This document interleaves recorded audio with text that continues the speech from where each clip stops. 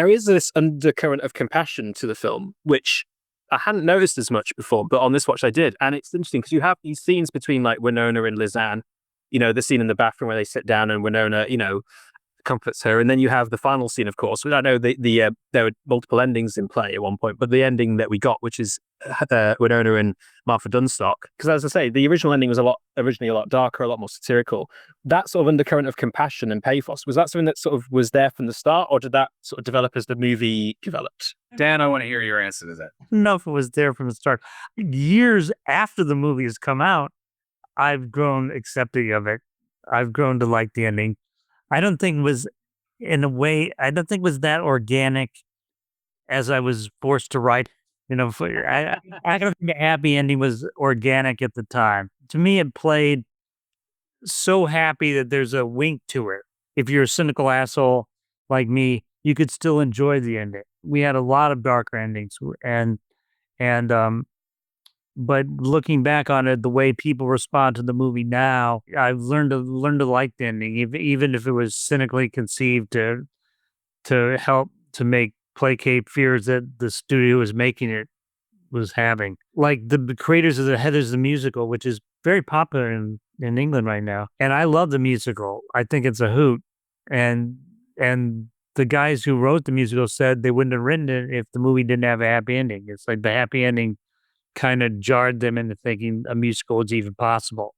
And so just so I have the musical and have this whole new injection of relevance into my life, I'm for the ending. It's funny because Dan isn't one of his many incredible talents as a writer is if he's given a note that even if he doesn't agree with it, but he can make some sense out of it, he can still write that note better than anybody else. Kicking and screaming, maybe, but he'll still do it. And we had a lot of issues about trying to get the ending right. Dan wrote that ending. And I always thought, I'm a people pleaser. Yeah, you're a people pleaser. But I thought, well, that's a pretty, in a way that ending backs off from a lot of the stuff we were trying to do. But we had no choice. We had to maybe come up with something that would make New World happy, or they weren't going to make the movie. But the other thing that happened, and I think always is a good thing when it happens, is no matter how dark you make your material, if you find emotional inroads to the characters, it really helps make the movie more engaging, more interesting, regardless of how horrible people behave. If you believe that they think they're behaving in good faith, and the actors playing it think that it brings a certain level of emotional accessibility and humanity, even to the darkest stuff. And I think that's a good thing. I mean, I think you still go as dark as you want, but try to find those places where that makes sense for the characters. My concern about that ending wasn't so much that it was happy, because at that point, the movie had obviously played out all sorts of really dark things. I just didn't want it to be cute.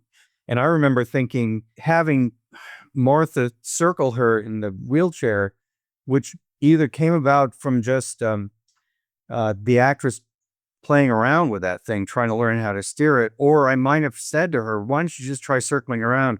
I was very on the fence about it. I thought it was possibly too cute, but we kept it in because it seemed to help what I think, Dan, you were talking about, that wink that says, yeah, here's your happy ending, motherfuckers. We're going to give it to you, but you don't have to really believe that that's what we wanted to give you. Yeah, it has a fantasy element to it. Like if we pulled out and it's like a crystal ball that the devil's holding, like you believe there's like, that there's something cinematic about it that I liked. Well, I mean, I agree with what you said, Michael, in terms of like the fact that you do feel the character's pain and you do empathize, and you have your inroad into the movie, and what happens is Winona, of course, and the fact that you feel it, and it isn't just taking a step back and pointing and laughing at something. It's that as well, but you really feel the emotion heightens the darkness for me. Like it does heighten it. It doesn't detract from it. Yeah, and everybody thinks the movie ended with the school blowing up or something, but the ending that we were working with at the time was the way JD comes out with the bomb. It's Winona, who character comes out the bomb, and she does a final narration on her back, and then she turns around, she's wearing the bomb, and says, boom. And then the movie ends. Now that I say it, I'm getting chills. It's so fucking good.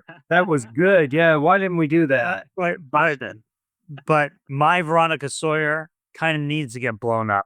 Winona as Veronica Sawyer, hey, Jesus Christ, I just came out to see a movie. Why are you fucking me up so much? Like it would be a little maybe weird for people.